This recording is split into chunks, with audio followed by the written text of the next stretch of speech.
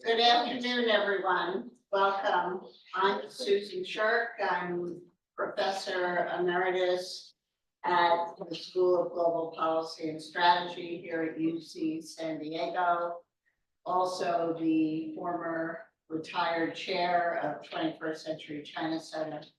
And on behalf of 21st Century China Center, it's my pleasure to welcome you here to hear Edward Wong talk about his new book, From the Edge of Empire. Edward is currently diplomatic correspondent for the New York Times based in Washington. He's a veteran foreign correspondent who was in Iraq during the Iraq War, also was in China for about a decade and the head of the New York Times Bureau in Beijing.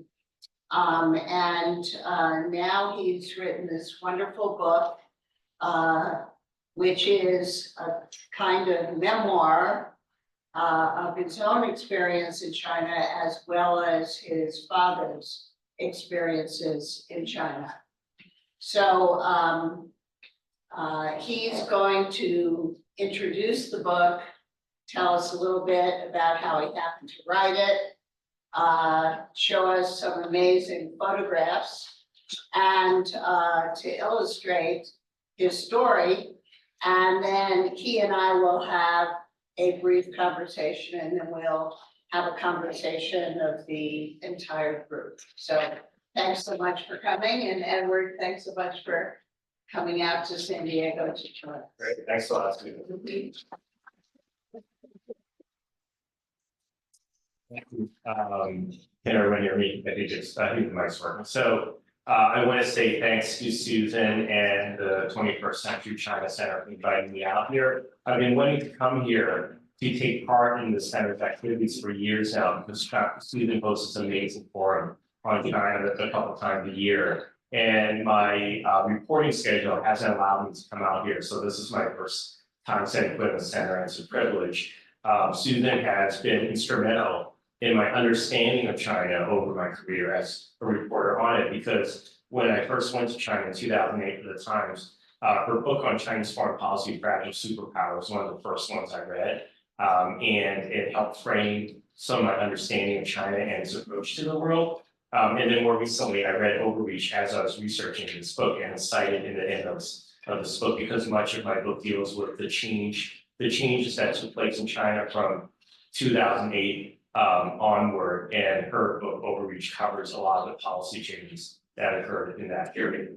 So thank you, Stephen. I'll start with reading the first couple of paragraphs from my book, and then talk a little bit about the main narrative spine of my book, which is about my father's journey in the People's Republic over a dozen years. And then we can broaden the conversation out to some of the bigger themes in the book as we talk with Susan. So, when I was in my 20s, father showed me a small black and white photograph of himself that I had never seen before. He placed it in the palm of my hand as we sat together in the living room of my childhood home outside Washington, D.C. It had been taken in China in 1953. His eyes glimmered, and his skin had none of the lines of age. He wore a plain military uniform and a cap. I ran a finger over a darkened spot in the center of the cap, the shadow there. Father said that's where the red star had it, the symbol of the People's Liberation Army of China.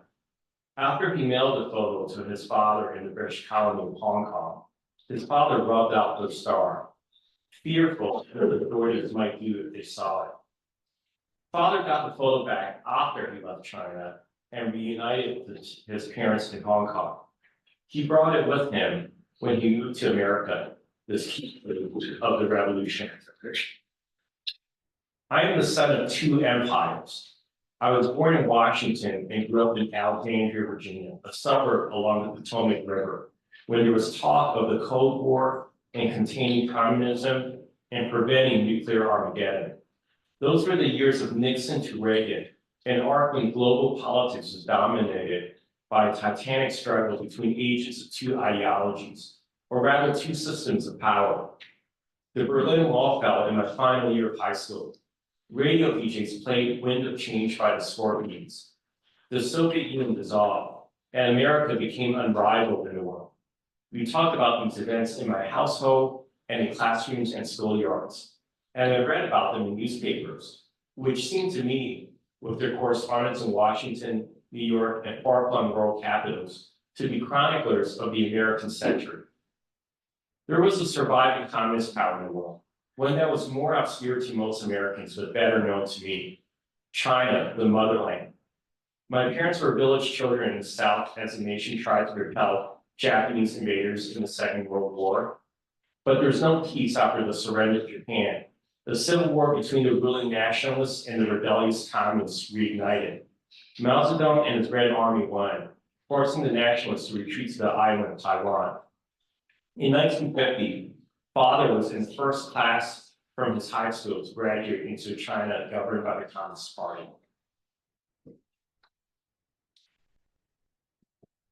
So I'll tell you briefly about the journey that my father took in the People's Republic through the first years of adulthood.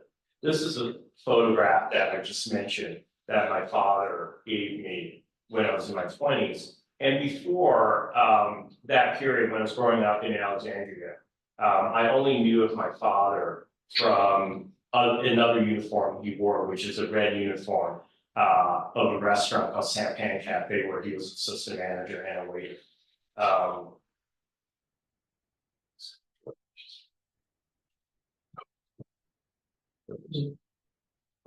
There's actually, okay, all right, so this is my family and I growing up at Mount Vernon, a very American photo of the George Washington's home outside of our house in Alexandria, and that's my sister 2 years younger than me, and my mother and father.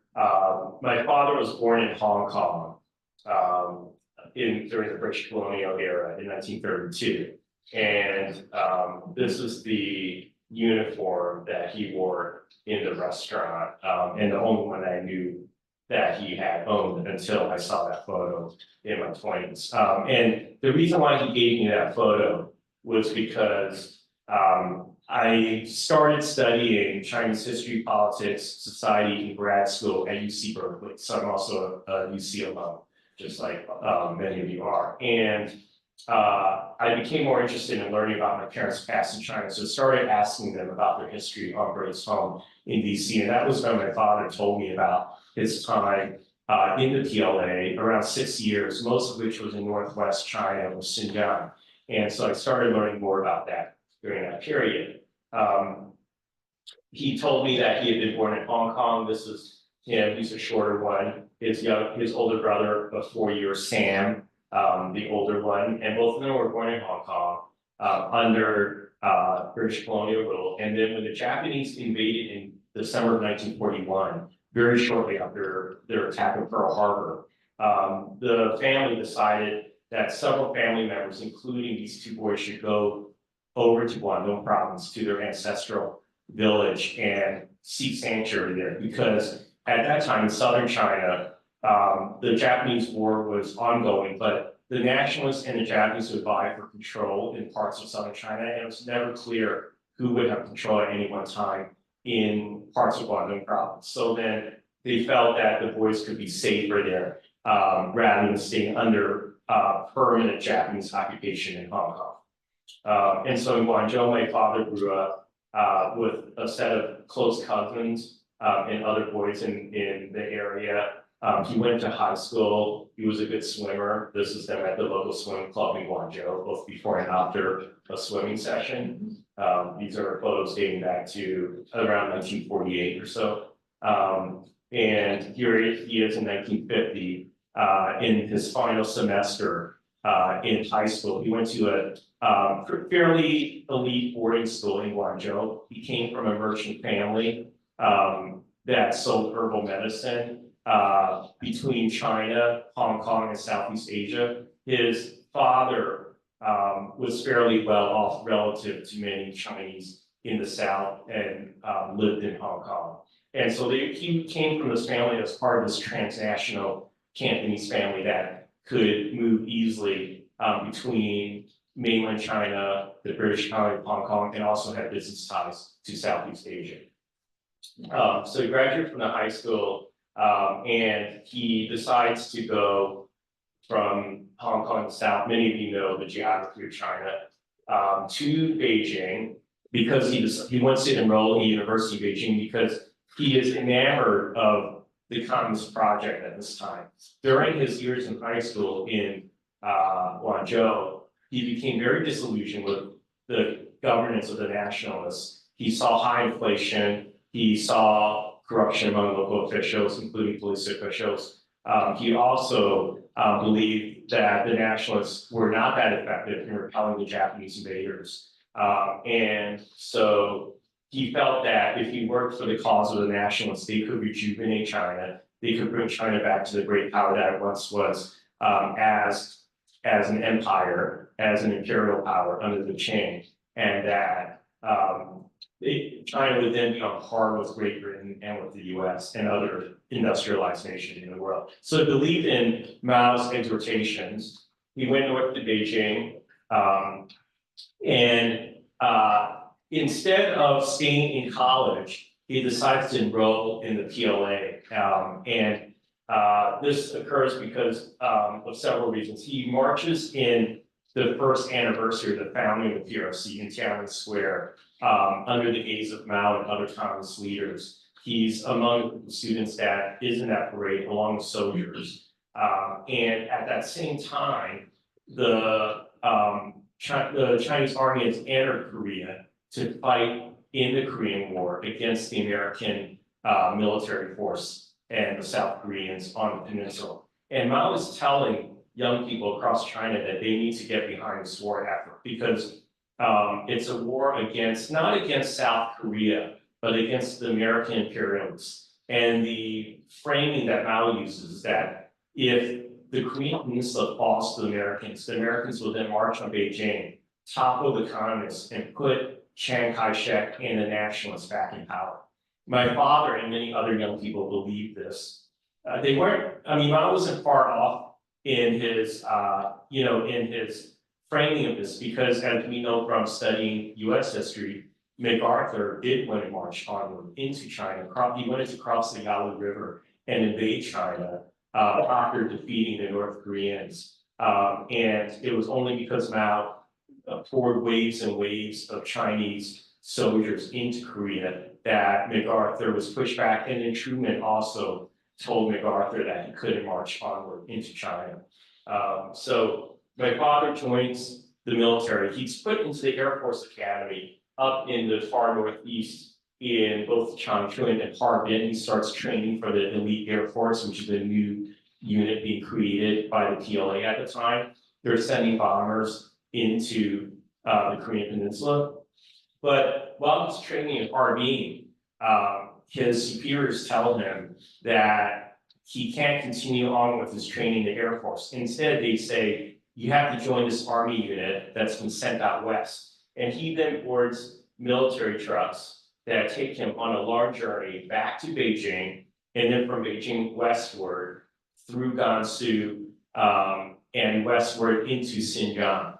And when he arrives in Xinjiang in 1952, he realizes he's been sent into exile in Northwest China because, as many of us in this room know, traditionally, the area beyond Western Gansu province was considered the region of exile in under the Qing dynasty and onward. That officials, intellectuals, others who had transgressed imperial edicts were then banished from the heartland of China into what was then known as the Western regions. And my father felt he was being banished. And he knew vaguely the reasons why, that it was because of his family background. And he came from this British colony, he came from a merchant family, and he had a brother, Sam, who had gone off to study in America at the same time that he was joining the army to fight against the Americans. He felt that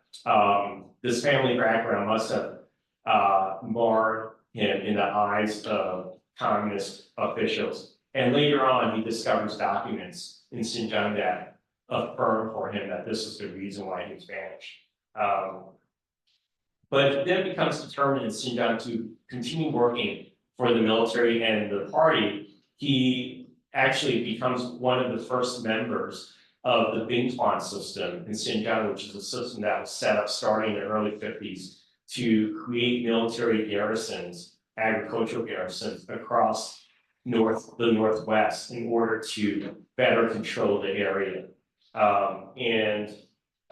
This is the only other surviving photo of my father in a PLA uniform. And this is the summer, he says this was the summer uniform that they wore. This was taken in the city of Yining in Xinjiang near the border with current day Kazakhstan, back then Soviet Kazakhstan. So there's this uniform and there's the one where he's wearing the cap, the winter uniform, both taken around the same time. And then in Xinjiang, he gets back into the good graces of some of his superiors. He finds out that the party and the government are asking for young people who have some intellectual promise to reapply for schools in order to help rebuild China's industry. This is around the mid to late 1950s. And he applies for university in Xi'an and gets accepted into an aeronautics program in Xi'an. And his idea then is to help build military aircraft for the PLA. And at the same time, he is told that he can apply for the party and that he is being endorsed by several military officers in Xinjiang for party membership. So he's got this pending party application when he goes to Xi'an. But in Xi'an, after 1957, he soon discovers that there are still problems with his family background. He is approached by officials and told that they still need to investigate his family further because he has an older brother in America who happens to be working as an engineer for the American military around that time. He's working as an engineer for the Army first, and then later on he works for 3 decades for the US Navy. So these two brothers are on opposite sides of the geopolitical divide. Also in Xi'an, this was him in Beijing with a close cousin on Lunar New Year break in 1958. But also in Xi'an, he then suffers through the Great Famine, which, as we know, resulted from Mao's misguided economic policies, and 30 or 40 million Chinese perished during that period. My father survived, but he underwent starvation and fell very ill along with many of his classmates.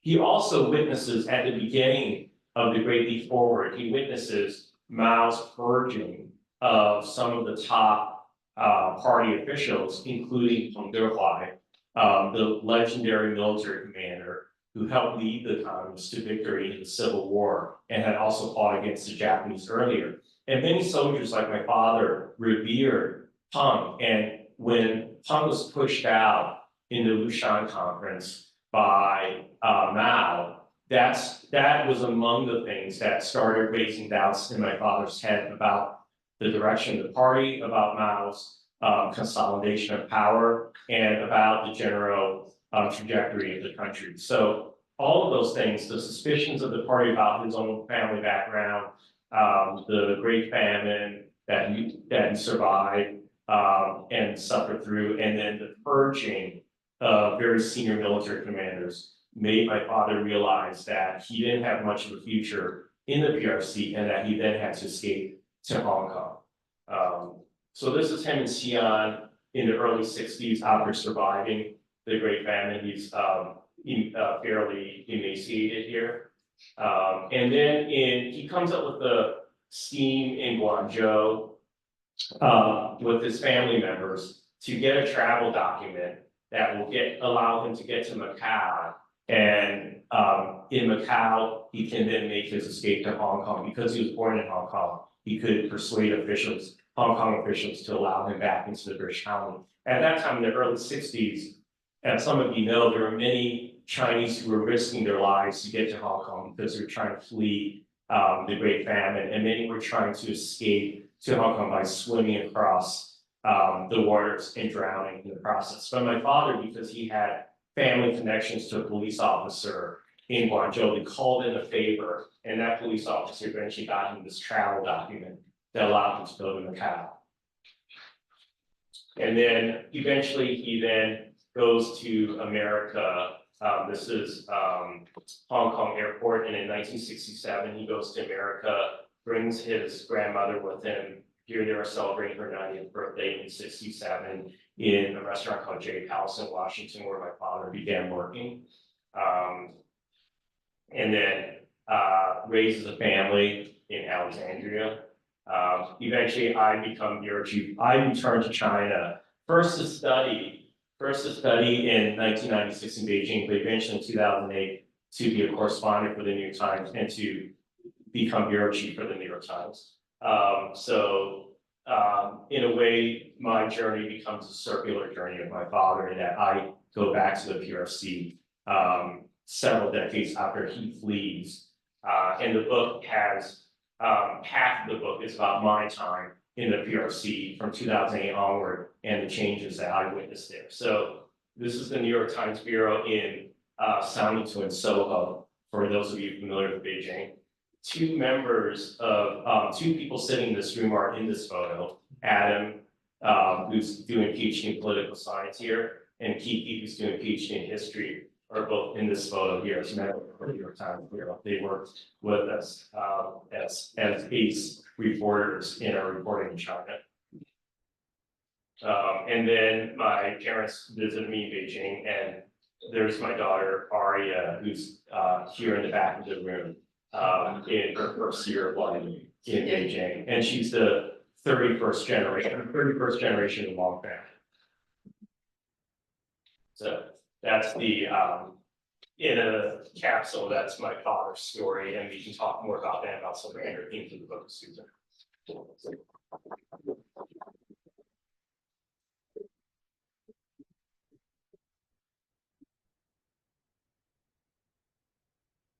Well, that is such a compelling story about a patriotic Chinese young man who wants to serve his country and help build China into a great country, and finds himself rejected repeatedly because of his family connections and background, which of course he didn't get to choose. And during the Mao era, this question of family background was really important in evaluating people. And of course, everyone had their Jiangnan, their dossier. So then you later on are in China for a decade during a very different period, when the party was really had a lot of support for its the economic development it had achieved at the time. So tell us a little bit about how you thought about China during your time there, and whether or not you think that there was a kind of continuity, and or was it really the party very different? This is an important question, because nowadays in American foreign policy, there are some Americans, you know, who basically believe that the Chinese Communist Party is really the problem itself. Right. And that there'll never be a chance to have a peaceful, constructive relationship with China so long as the party is ruling China. So how much continuity, how much change? Yeah, that's a great question, Susan, and it's something that I grapple with. I don't think there's an easy answer to that. I think that there are several ways we can think about the party, both in the Mao era when my father was serving the PLA and when he was aspiring to be a member of the party, and today. I mean, one, it's consistently a Marxist-Leninist organization. So I think that there are certain structural elements of the party and of the way that they are as an organization and of the way that they wield power internally, even within this organization, that probably are consistent from the 1950s up until now. And I think part of the ideas of these Leninist organizations involve looking for subversive elements within the party, like the constant renewal of the seeking out or the hunting down of subversives. And I think that that's very consistent throughout Leninist organizations from the mid-20th century and even today. So I think the thing that my father fell victim to, this idea of anti-subversion, is present in the party today, has been present even throughout much of the reform era. But the question is, to what degree do leaders emphasize that aspect of actions within the party over other aspects? I would say that overall, as we know in this room, the overriding priority of the party and any leaders at the top of it is to maintain party power in China and suppress challenges to party power. And I think during the reform era, the leaders saw that economic liberalization could help the party maintain power, and that you let in more foreign elements, you engage more with the world, you open up certain parts of your economic system, but not all parts, but certain parts of the economic system, because this will ultimately lead to greater power undergirding the party and its legitimacy. I think that has changed in this era. I think Xi Jinping sees many of those same elements that were prevalent in the reform era as actually undermining party power. That he sees what happened as creating rival centers of power to the party, including private entrepreneurs, executives, even in SEOs or SOEs, and also corruption within certain ranks of the party also undermine party power, at least central party power. So he has moved away from that, sought to suppress elements of that, and in that process, he has also galvanized this like hunt for subversion to a greater degree than his predecessors did. And I think part of that now in the last 1 to 2 years, we've seen him emphasizing the need for national security throughout China. We see him empowering the state security agency. It's sort of extraordinary, the public, spotlight that the MSS or the Ministry of State Security has taken now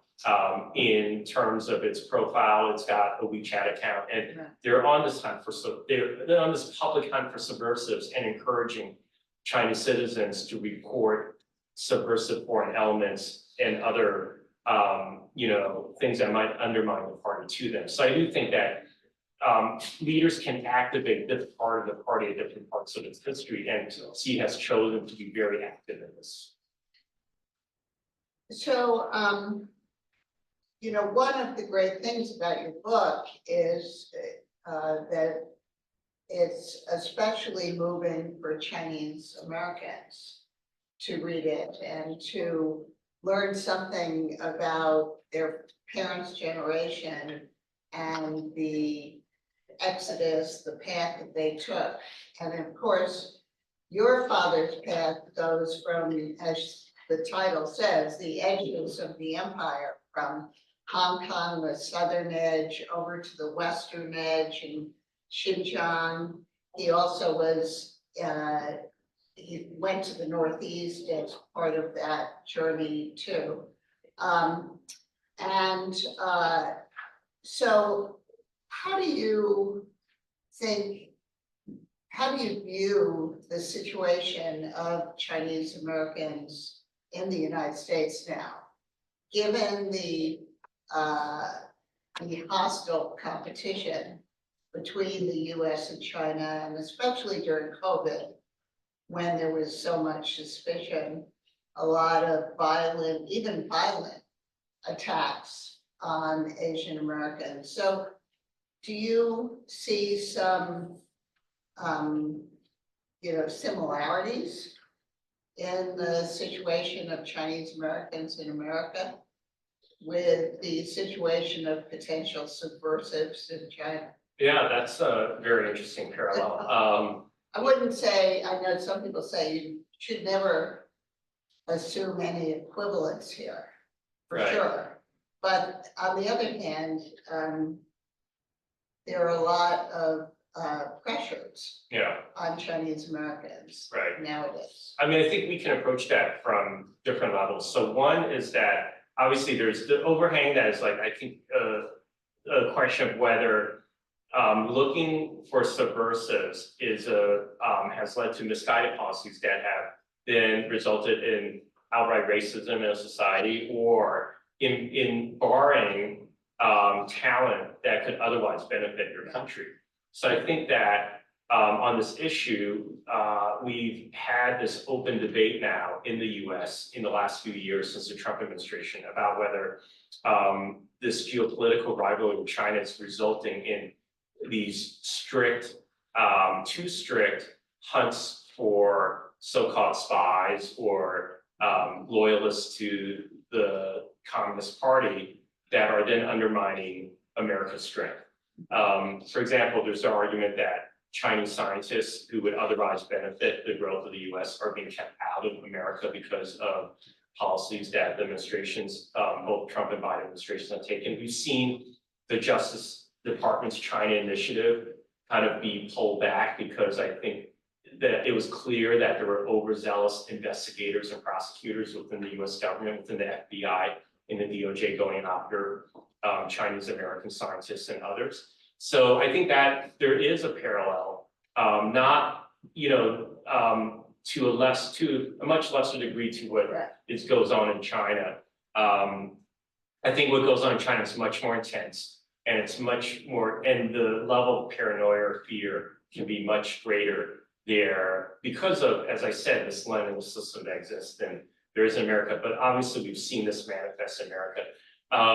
I think, some of the most positive reactions or most interesting reactions I've gotten to the book are from Chinese American readers. They say they're appreciative of showing the complexities of the life that their parents led. Some of them say they're inspired to go and talk to their parents more about their lives. But when I set out to write this book, it was I did the heart of the writing during the pandemic, and when all these issues were coming out in public discourse. And one of the purposes I had of writing it was to portray an immigrant family, in particular, a person who was loyal to the PLA and to the party in a very complex light, in a very full picture of this type of person and how they might have this very complicated feeling about the motherland, about the government there, and then ultimately decide to embrace America and be loyal to a different country. And I think that I wanted to portray this because I felt that the conversation about people having dual loyalties, people having secret loyalties to China, people possibly betraying the US was being made in such a black and white manner and in such an unrealistic manner that I felt that we had to really give the American audience, a full portrait of many of the immigrants who come over to America from China or from Asia. Well, it's great because you have a sense of all the individuals in China who have had different experiences and break down this kind of monolithic view of, I'm sure, many Americans who read about China every day.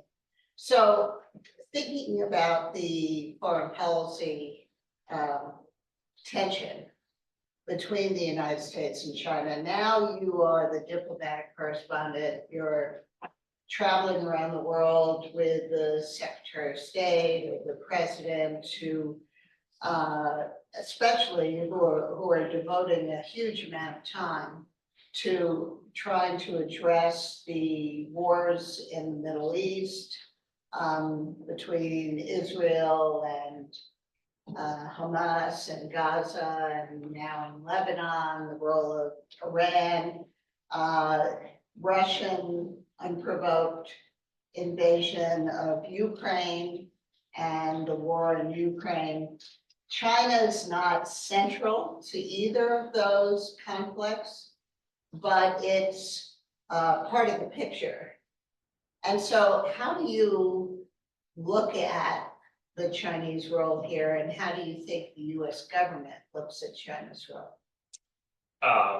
I mean, my reporting is based on what US officials their perspective on the world. And so here's how they view China's role in these conflicts. I mean, they see China as a critical player in the Ukraine war. The way they've laid it out is that Russia would not be carrying out the war has embarked on if China were not doing robust commercial trade with Russia that was allowing Russia to rebuild its defense industry and to keep it up despite the raft of sanctions that have been imposed on Russia. So they blame China for allowing Russia to be able to produce artillery rounds, missiles, other weapons at the rate it's able to do, because essentially the war in Ukraine is a war of quantity. It's about who has the most soldiers, it's about who has the most equipment, who's able to fire the most rounds of artillery at each other in these trenches or at cities. And so the fact that China is able to prop up the Russian defense industrial base from the Biden administration's perspective is important. And what they're trying to do is they're trying to get Europe also to tell China it has to rein in this commercial cooperation if it wants to keep up trade with Europe. Because I think they see China as valuing the European perspective more than the American perspective, because they, in their minds, Europe is still this pivot point that could sometimes support China, even though it's allied with the United States. And so they're trying to play this complicated game of diplomacy to get China to back off from its aid with Russia. I don't think that China's partnership with Russia will change dramatically in the future, because I think that both Putin and Xi see themselves as having important alignment against American power in the world. So I think that in general, that alignment will stay strong in the coming years.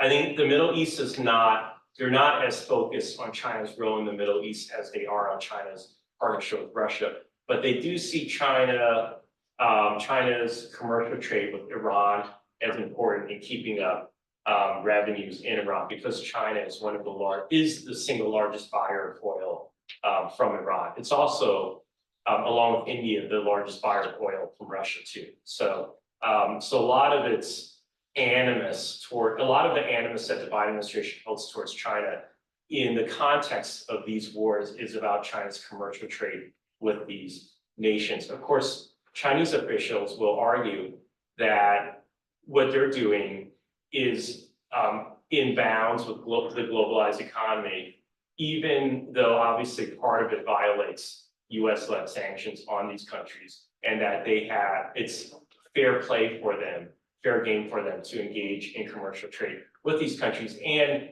they have not given weapons aid directly to Russia. They have not been giving Russia weapons, even though Russia would, of course, love for China to be giving them weapons for the war in Ukraine.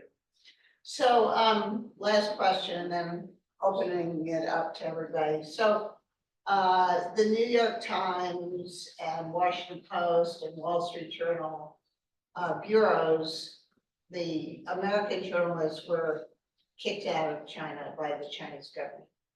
Do you think that if the New York Times and these other newspapers had more journalists in China, they would discover a more internal debate among the Chinese people about the alignment with Russia?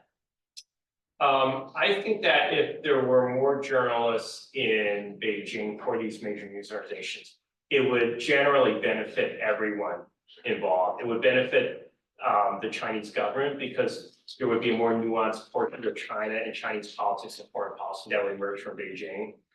It would benefit Chinese people and American people, because there'd be greater understanding of these two countries based on this journalism.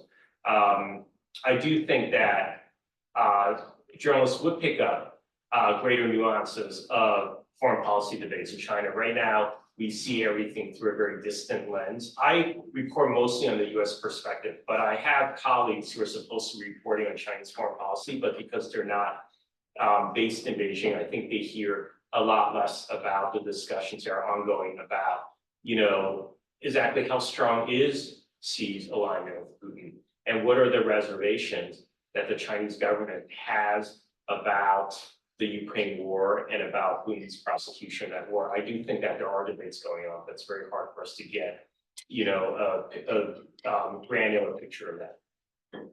Okay, folks, the floor is open for questions.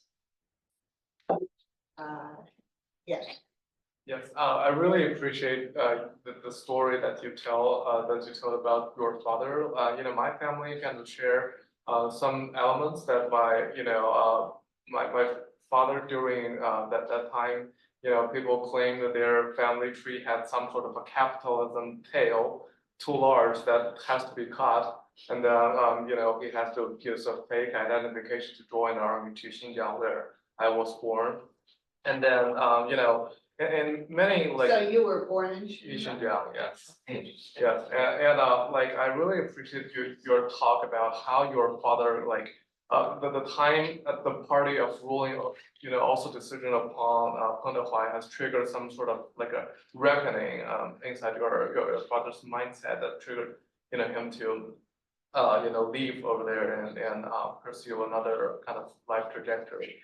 And also in recent times in China, I think, Question too. Question. We'd love to hear your story. So in current situation, do you think that the US, the public policy, which tries to, revoke more, kind of trigger more reckoning among young people, should pursue a more, extensive or engagement among Chinese public, or it marks a little bit of a failure of public diplomacy over the past decades that, Xi Jinping is really pushing forward a more intensive central control mindset over the young people.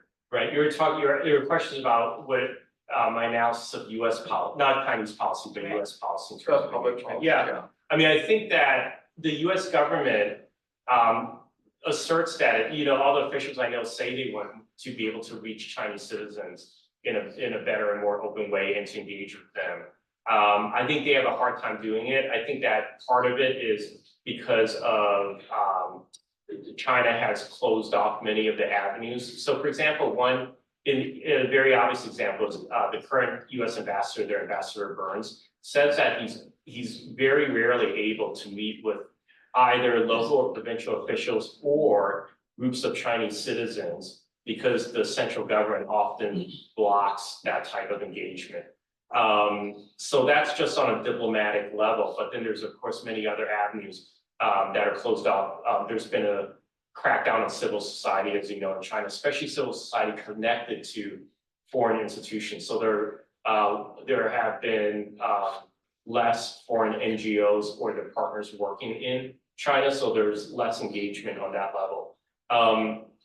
But I also think that obviously we live in a new technological age where our information ecosystems are very contained. So the US government would have to somehow get a foothold in WeChat, and be able to have very open discourse in WeChat to reach a large number of Chinese citizens. But of course, because of mechanisms within WeChat and the party's control of it, it's very difficult for them to do that.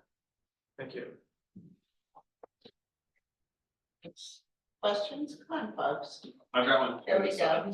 I'm curious from the business perspective with the entertainment industry, the Chinese government allows so many films to be distributed annually by the big major studios.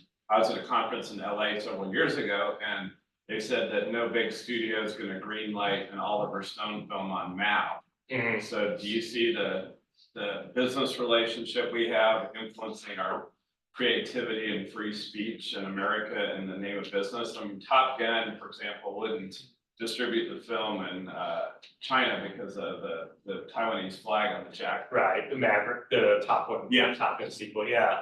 I think that that is generally true, that there is the market forces that compel the studios to, maximize revenue and profit. They're very careful about how they portray China, and Top Gun's just, that Taiwanese flag is one example, although the studio eventually decided to keep the Taiwanese flag, I think, on its jacket. So they decided to go in that direction rather than change that depiction and try and get into the China market. So like there was going to be a remake of Red Dawn, I think, where originally the script was going to have the PLA invading America, but then they changed it to North Korea, if I remember.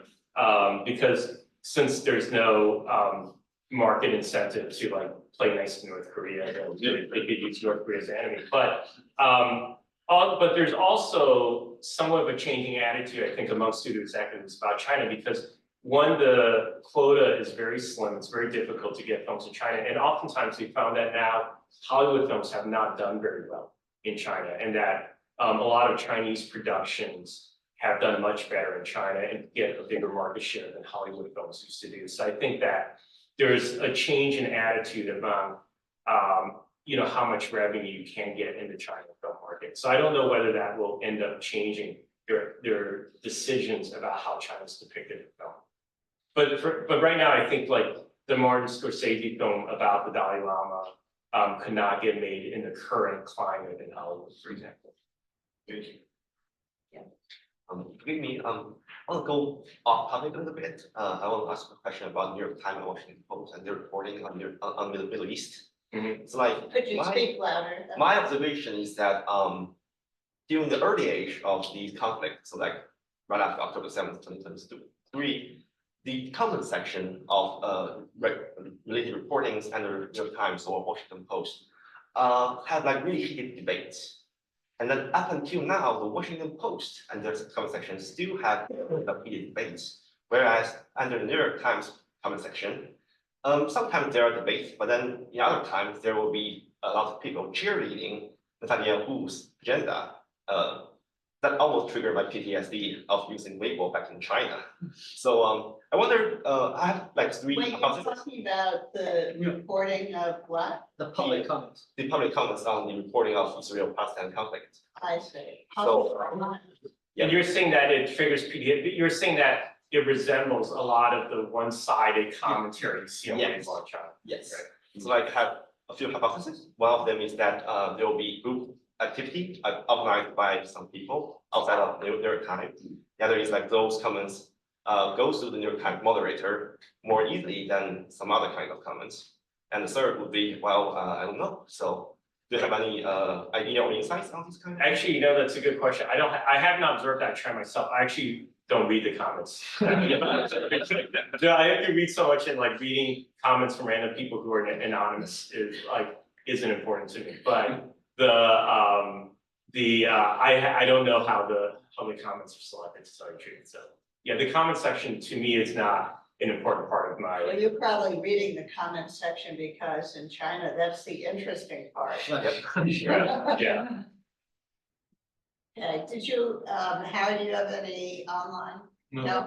Okay. No. Other questions back here? So Yeah. I just kind of have a comment to the previous question. So since I'm also a user of New York Times and I read coverage on the war. And my observation, however, is that in the comment section, usually the high voted comment are not do not support the agenda of Netanyahu or the Israel. So I think this might be because the cover that we read can influence what kind of comments are there. So I think it might be interesting if you have a general view of the entire everything on the newspaper, and especially since we are having a lot of small circles depending on what the title of the cover can be, and that may influence what the comment will be too. So yeah, so I don't think there is a one-sided comes, but it's more like one system under a specific type of. So do you read the comments on China stories? Well, I read both, I guess, since I'm very familiar with Chinese news, so I have the experience of, or tendency of reading comment section. Which is not good experience, to be honest, but I think I like the stuff. Yeah, personally, I don't, part of the reason why I don't read the comments is because of the, because you don't really know who's making them, and as you were pointing out, they could be there could be organized campaigns too. Sometimes, on the few times I have dipped occasionally into comments, like I find there's certain patterns among the language being used, and it feels like that there's an organized campaign to leave certain sets of comments. So then it makes me distrust the candid, distrust the nature of the comments and of the trend lines that you see in this. Yes, all right. A question from online that relates to the book. How does your father feel when he's visited China in more recent years? How has he felt with the changes since he left in the current trajectory? I know there's some of that in the book with regards to the visit to the factory and other old classmates. But Yeah, so the book has several chapters on my father's visits to China while I've been living there. And he came twice to the PRC, once when I got married in 2009, and then once when my daughter was born in 2012. And I think the most important moment for me on those visits was for me to go down to Guangzhou with him to meet up with some of his classmates from the class of 1950, graduating from high school in 1950, who then had their own trajectories in China. And you referenced this, but one of the interesting things I got from their conversations is a lot of them very much admire, they felt they suffered in the Mao era, very similar to what happened to my father. And many of them were grateful they survived the Mao era. Survived the Great Famine and the Cultural Revolution. My own father has a close cousin and playmate who killed himself in Shanghai during the Cultural Revolution. He was a scientist there and was accused of being a CIA spy by Red Guards. So then many of his classmates felt that they barely survived the Mao era, but then a lot of them felt they prospered in the Deng era, and my father agreed with them. Like when he looked around at the changes that he saw in Guangzhou or in Beijing, he felt that the trajectory that they were talking about in China that led to greater prosperity was a positive one, and that they were all thankful to Deng, I think, for putting China on that path. My father in 2012, he was visiting right when Xi was taking power in the 18th Party Congress. And he remarked to me as we were watching the change in power on CCTV, the evening news. He said, "Oh, I really hope Xi gets rid of corruption in the party. The party is very corrupt these days." He said, I think it's more corrupt than the nationalists were back when I was living in China, because the scale of the wealth and the theft is greater than what the nationalists were capable of. So he told me that, and he said, I hope Xi is able to rein that in. What's interesting is, of course, Xi ran his anti-corruption campaign, partly to rein that in, but also partly to consolidate his own power, but then also took China in this direction that went counter to the trajectory of the reform and opening that my father and many of his classmates admired. So then last year, when I was asking my father, how do you feel about China's direction now? He was not as optimistic about Xi as he was in 2012. He said that, I think Xi is making some of the same mistakes that Mao made, which is, this is right after, of course, soon after Xi had decided to change the Chinese constitution to officially allow him to hold on to power for another 5 years or longer. And that he said that, when these people hold on to power too long, they become corrupted and the power changes them, and their wisdom, their intellect, it all goes in the wrong direction. And they'll wield power in a poorly, probably for the worse for the country. That was his feeling, because he had lived through the Mao era and he had seen this new era of counter reform and opening that was being undertaken by Xi. So I think he has had different opinions on the direction of China, depending on what's been going on at any given time in China. Yes, What do you wish that American media covered more about China? I mean, I think that the eviction of lots of reporters from China in 2022 was a huge blow to our coverage. I mean, I would just love to see more stories about textures of life in China, like whether it's among, people who are online all the time and what they're into, or whether it's about daily commerce or education, or romance.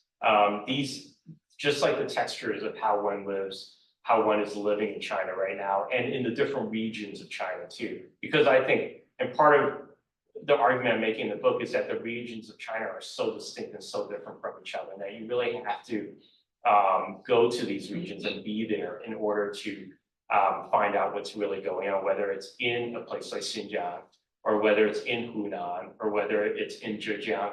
Like, you really have to be there. And right now, there are very, very few American reporters on the ground there.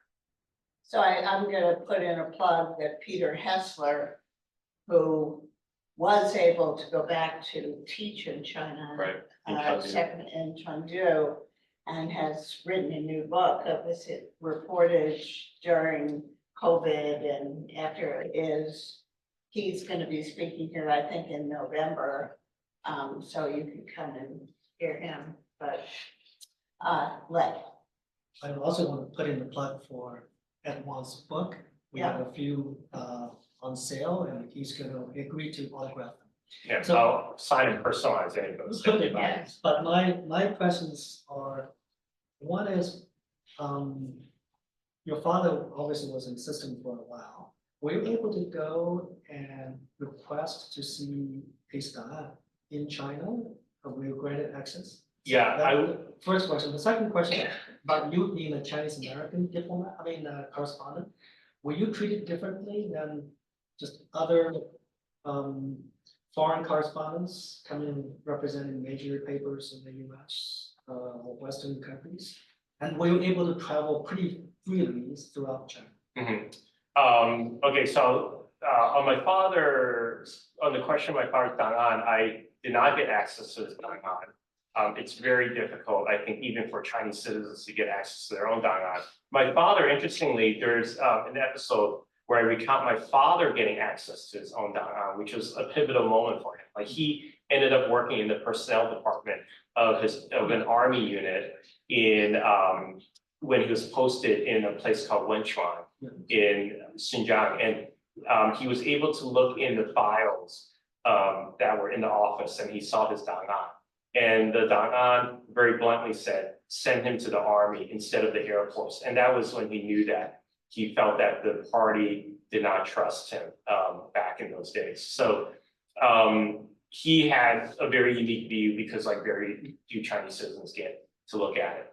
The Dangan, for those of you who don't know, is the dossier that's kept on you by different people you encounter in the institutions that you move through in China. And I think every Chinese citizen has one, but they rarely get access to it. But people within your institutions often have access to. And in the Cultural Revolution, Red Guards targeted those departments where the Dangan were kept, and they wanted to burn them.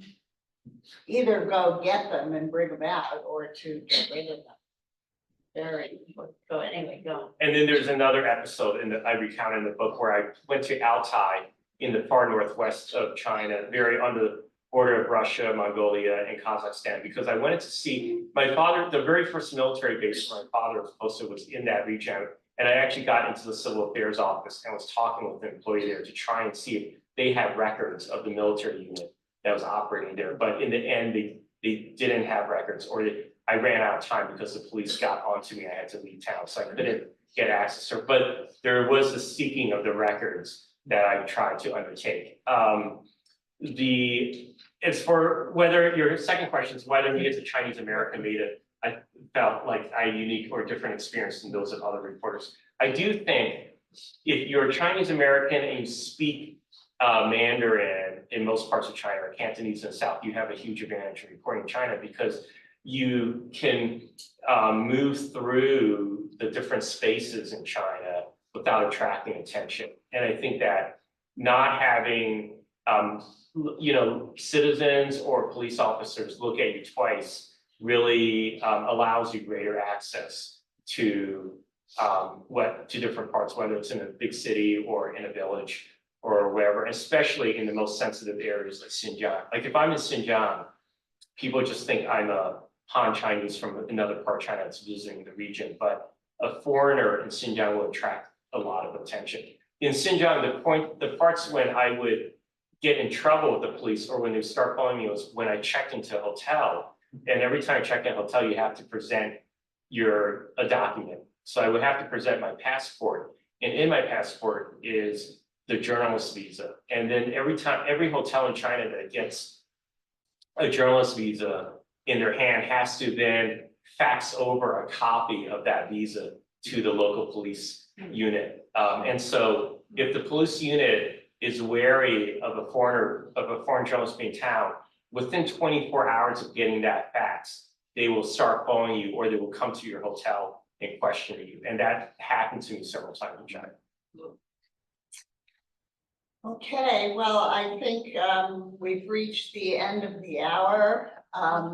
Fascinating book. I urge you to read it. And remind you of the human drama of all these folks in China, which of course continues. So thanks so much for coming. Thank you, And Susan. thanks for writing the book and welcome back. Thanks a lot.